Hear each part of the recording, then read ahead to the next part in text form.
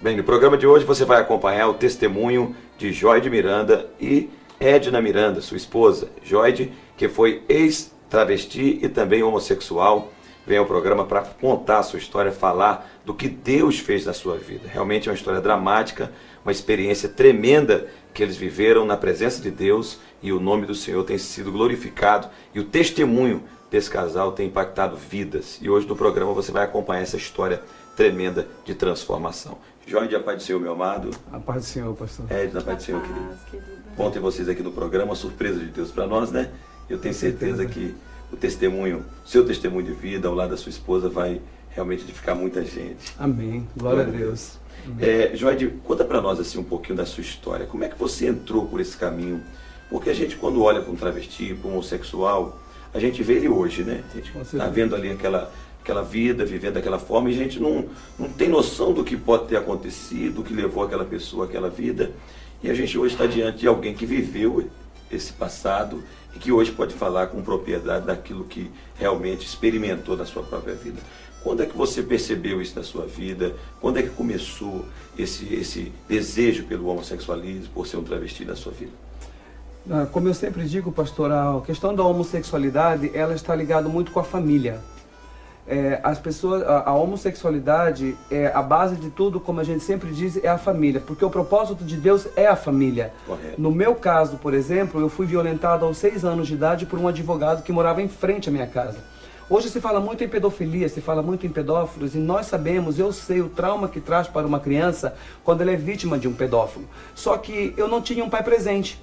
O meu pai era alcoólatra, o meu pai era violento, então eu não tinha um referencial de homem a qual eu podia conversar, a qual eu podia desabafar e contar os meus problemas e a minha dor.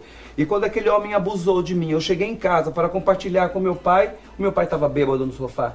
Então, como compartilhar para o meu pai o que tinha acontecido comigo? Você tinha 6 anos de idade? Eu tinha 6 anos de idade.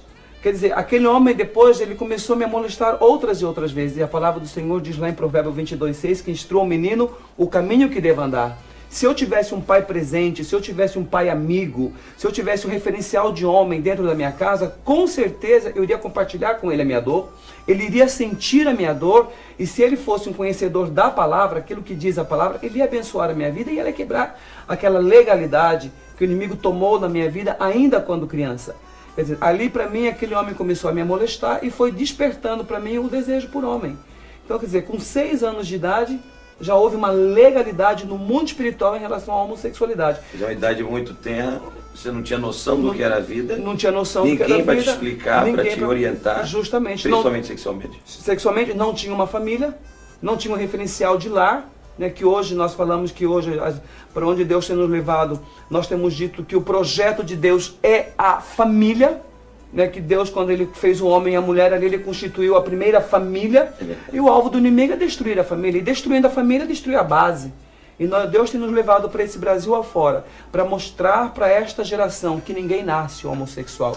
Então você tem essa experiência e essa certeza de... A certeza absoluta. E o que te levou para esse caminho me levou para esse caminho foi isso. E todas as pessoas que nos aproximam, todos os homossexuais que querem deixar a homossexualidade, que nos procura, quando a gente vai olhar a vida dele, quando a gente vai olhar o histórico dele, 99% a base, o caso, família. Foi uma violência. Uma violência sexual, uma ausência de um pai, mãe possessiva. Nós chamamos hoje também, existem pais assistencialistas. O que é um pai assistencialista? Aqueles pais que suprem toda a necessidade da casa, mas perto do que tem de mais precioso, que é a família. Já não tem mais o diálogo em casa, hoje já não se sentam mais em volta da mesa para uma refeição. Hoje, nas horas das refeições, os pais, muitas vezes, a mãe está na cozinha, o pai está na sala, o filho está no computador, o pai não procura saber como é que foi o dia a dia do filho. Crianças criadas sem limites, adolescentes e jovens cada vez mais rebeldes. Eu não sei se você já ouviu aquela frase que muitos pais dizem assim: eu não aguento com essa criança. Aí imagina assim, se não aguenta com ele quando é criança, imagina depois que crescer. Depois que crescer, acabou, né? Pastor, missionário Joide, como é que você encarou a partir desse momento a sua vida? Porque você era uma criança de 6 anos. Ninguém tem dentro da cabeça uma criança de 6 anos. Mas como é que você assimilou tudo isso e caminhou agora? Fez essa curva dentro do plano de Deus, você curvou para um lado que não era o projeto de Deus para a sua vida. Isso te levou ao quê? Nós também, a gente percebe que a minha família, ela era de uma outra religião. A minha família, ela não conhecia Jesus. Não tinha uma experiência com Deus. Não tinha uma sim. experiência com Deus, não conhecia Jesus. E como eu sempre digo, Jesus, quando a gente recebe Jesus como nosso único e suficiente Salvador, Jesus, ele entra nas nossas vidas para mudar o nosso caráter.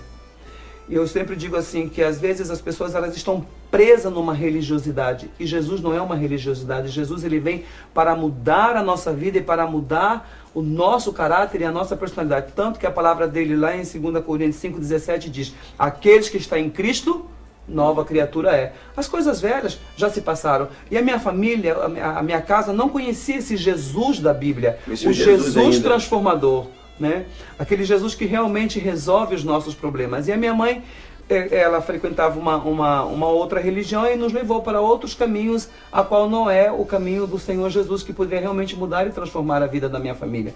E ali nós fomos crescendo naquela religião, e eu fui tendo outras experiências com outros meninos, não sabíamos o que estava acontecendo, a minha mãe também não sabia, e a palavra do Senhor lá em 2 Coríntios 4:4 diz assim, que o Deus deste século cegou o entendimento dos incrédulos, para que não penetrasse a luz do Evangelho. Que luz é essa? É o Senhor Jesus. É verdade. Né? E a minha mãe, pela aquela ignorância dela, ela achava que estava nos levando para um bom caminho, mas a situação na minha casa se tornava cada vez de mal a pior, onde nós sofremos muito nessa religião, onde a minha família frequentava. Foi então que com 12 anos de idade, eu já estava tendo prática com outros meninos, e eu comecei a olhar no espelho e repugnar a minha imagem de homem. Eu não queria mais ser mais homens. Eu não entendi o porquê meu pai me odiava. Eu não sabia porque meu pai me odiava. E diziam que eu e meu pai, na outra encarnação, éramos inimigos. E que nessa encarnação tinha vindo pai e filho. Sendo que hoje, conhecedor da palavra, a gente percebe que lá em Hebreus 9:27, a palavra do Senhor diz assim, que Deus deu uma ordem. É verdade. Para o homem morrer uma só vez. Só que nós não sabíamos. A nossa família não sabia de nada disso. E interessante que quando eu cheguei numa fase de pré-adolescente, eu começava a olhar no espelho e eu já não queria ser mais eu. Eu comecei então a repugnar a minha imagem de homem, porque eu pensava assim, mas eu penso assim, eu nasci assim, eu vou morrer assim. Por quê? O inimigo tinha tomado legalidade da minha vida ainda com 6 anos. Quer dizer, em 6 anos você não tinha, com 6 anos você não tinha definido quem você era. Não tinha definido quem então, eu era. Se alguma coisa aconteceu que lhe fez pensar dessa forma, você caminhou dessa forma. Caminhei dessa forma.